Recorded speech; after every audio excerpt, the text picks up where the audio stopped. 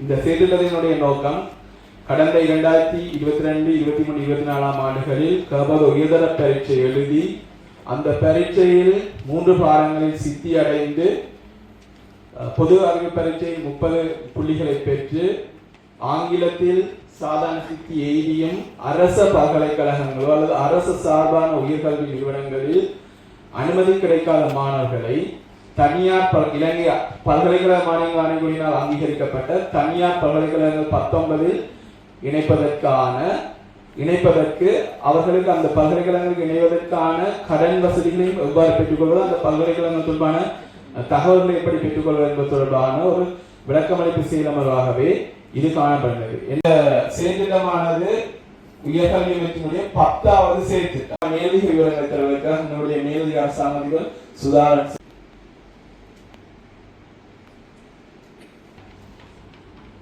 உயர்கல்வி வாய்ப்பினை உங்களுடைய அரச பல்கலைக்கழகங்களில் ஊடாக உயர்கல்வி வாய்ப்பினை பெற முடியாத மாணவ மாணவிகளுக்காக இந்த முறை, அதாவது இது 10வது முறையாக இன்றைய இந்த நிகழ்வு நடைபெற இருக்கின்றது.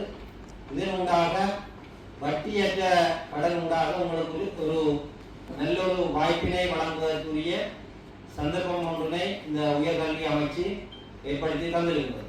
அந்த அடிப்படையில் இதற்குரிய விண்ணப்பங்களை சமர்ப்பிக்கின்ற காலமும் 1 மாத காலம் அளவில் இருக்கின்றது என்று நான் நினைக்கின்றேன். அந்த வகையில் மிகவும் அந்த குறுகிய காலத்திற்குள்ளே பொருத்தமான, உண்மையிலே நீங்கள் பல்கலைக்கழகத்திற்கு தெரிவு செய்யப்படவில்லை என்ற அந்த கவலையுடன் இருக்கலாம். ஆனால் அரசாங்கம் உங்களை விட்டு விடவில்லை. அந்த வகையில் இந்த அரச பல்கலைக்கழகங்களிலே நீங்கள் சேர்ந்து படிப்பதற்கு உங்களுக்கு சந்தர்ப்பம் இல்லாமல் போனாலும் தனியார் பல்கலைக்கழகங்களிலே சேர்ந்து படிப்பதற்குரிய நிதி வசதி இல்லாமலும் உங்களுக்கு இருக்கலாம். அந்த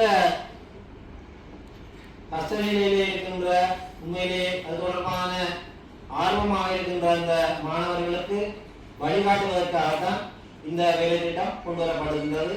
இதன் ஊடாக உங்களுக்கு எந்த துறையிலே திறமை இருக்கின்றதோ அதற்குரிய வாய்ப்பினை நீங்கள் பயன்படுத்திக் கொள்ளலாம். தற்போதைய காலகட்டத்திலே உண்மையிலே தொழில்நுட்பம் தொடர்பான பல்வேறு பல்கலைக்கழகங்களிலே, சில அரச பல்கலைக்கழகங்களில் கூட வெளிமாறி பட்டப்படிப்பு என்ற வகையிலும் அவ்வாறு பாடங்கள் நடைபெறுகின்றது. 30ක් මේ වෙද්දි රෙකග්නයිස් කරලා තියෙනවා. ඉතින් ඒ 30 රෙගියුලේට් වෙන්නේ මිනිස්ට්‍රි එක යටතේ. ඒවා රෙකග්නයිස් කරන්න බලතල ලැබිලා තියෙන්නේ මිනිස්ටර්ට. එතකොට 2013ට කලින් මේ වැඩේම කරේ UGC එකේ. දැන් මිනිස්ට්‍රි එක කරන රෙකග්නිෂන් පාර්ට් එක උනේ UGC එක යටතේ. ඒක හින්දා තමයි ගොඩක් අය සොසයිටි එකේ හිතන්නේ තාමත් අපි මේ ආයතන UGC එක හරහා තමයි නියාමනය වෙන්නේ, රෙකග්නයිස් වෙන්නේ කියලා ඒගොල්ලෝ හිතන්නේ. ඒක හින්දා ඉතින් එහෙම නෙමෙයි. දැන් මිනිස්ට්‍රි එකේ non state higher education division එක තියෙනවා. ඒ යටතේ තමයි තියෙන්නේ. එතකොට ආයතන 30ක් මේ වෙද්දි රෙකග්නයිස් කරලා ෆන්ක්ෂන් වෙන ආයතන 30ක් තියෙනවා. ඒ යටතේ මේ ශිෂ්‍ය ණය යෝජනා ක්‍රමය යටතේ තියෙනවා ආයතන 18ක්. එතකොට මේ ආයතන යටතේ අර ලෝකල් ඩිග්‍රී ප්‍රෝග්‍රෑම් එකක් ඉගෙන ගන්න තමයි අවස්ථාව ලැබෙන්නේ. මීට අමතරව තියෙනවා ඇත්තටම එක එක වෙනත් අමාත්‍යාංශ යටතේ තියෙන පනතකින් ආපු යුනිවර්සිටිස් 6ක් තියෙනවා. සහකාර අධ්‍යක්ෂතුමිය කිව්වා වගේ DAI නැත්නම් ඩිග්‍රී අවෝඩින් ඉන්ස්ටිටියුට් 30ක් තියෙනවා. ඒකෙන් 18 දෙනෙක් අපිත් එක්ක එකතු වෙලා ඉන්නවා ඒ ආයතන. ඒ 18 දෙනාත් එක්ක තමයි මේ 10 වෙනි බඳවා ගැනීමට අපි කටයුතු කරගෙන යන්නේ. මේ පොලි රහිත ශිෂ්‍ය ණය යෝජනා ක්‍රමය,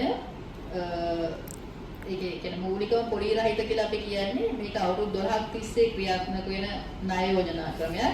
ඒ අවුරුදු 12 සඳහාම පොලිය සඳහා දායක වෙන්නේ ශ්‍රී ලංකා රාජ්‍යය නැත්නම් මහා භාණ්ඩාගාරයෙන් තමයි මේ පොලිය ගෙවන්නේ. ඒතර දරුවට ගෙවන්න තියෙන්නේ කැපිටල් එක විතරයි. ඒ කියන්නේ ණය මුදල පමණයි ගෙවන්න තියෙන්නේ. මේ ණය මුදලෙන් සම්පූර්ණ උපාධියේ කෝස් ෆී එක නැත්තම් ටියුෂන් ෆී එක කවර් වෙනවා. ආයේ අමතරව කිසිම ගාණක්